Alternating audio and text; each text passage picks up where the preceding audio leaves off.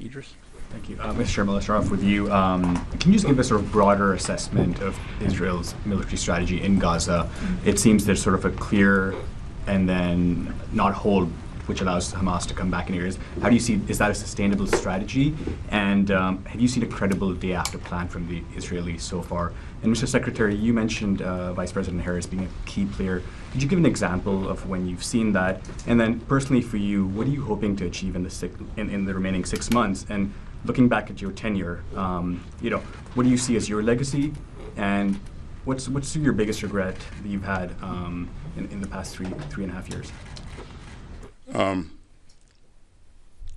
In terms of specific examples of Vice President Harris's input to decision-making processes, we'd go back to the same place that Courtney was trying to get me to there to provide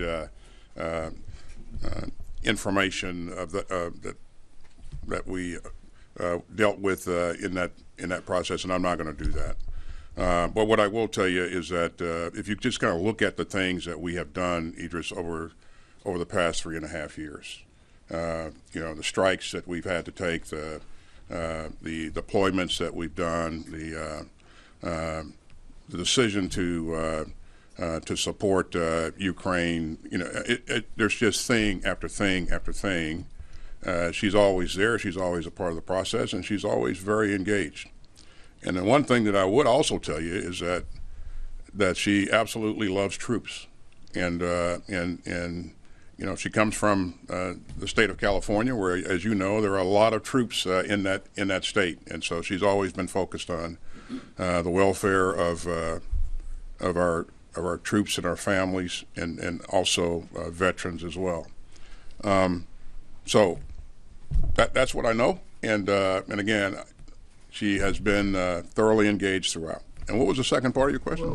What do you see as your legacy in this job, and what's your biggest regret in the past 3.5 years? You've had successes, but naturally also some failures, frankly. But what's your biggest regret?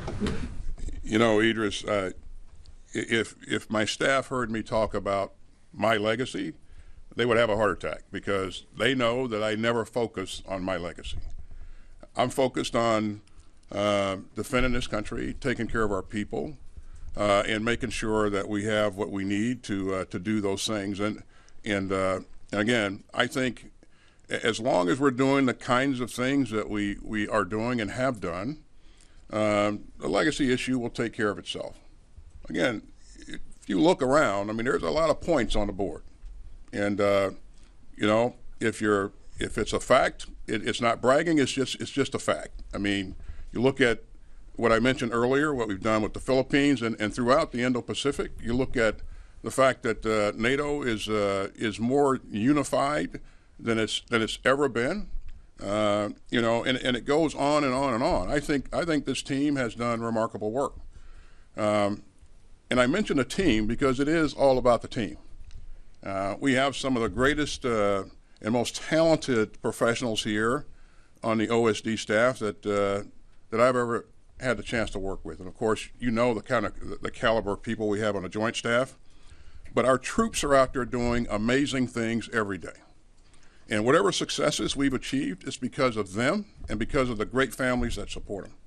So we have work left to do, and we're going to stay focused on that work. We got Ukraine and Russia, we got Israel and Gaza, and we have to continue to make sure that we maintain a competitive edge in the Indo-Pacific.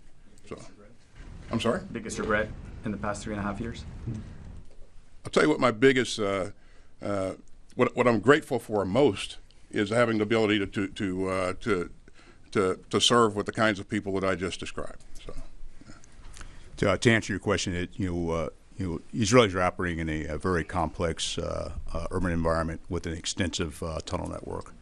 And so, from a strategy standpoint, I pretty defer to them exactly, their strategy. But being able to go in and clear out areas and then and being able to try to hold that at the same time as Hamas is able to use that subterranean features to move around does create some challenges. As far as the day after, we have talked to the Israelis about this, how to make a transition. We've talked to them a number of different times.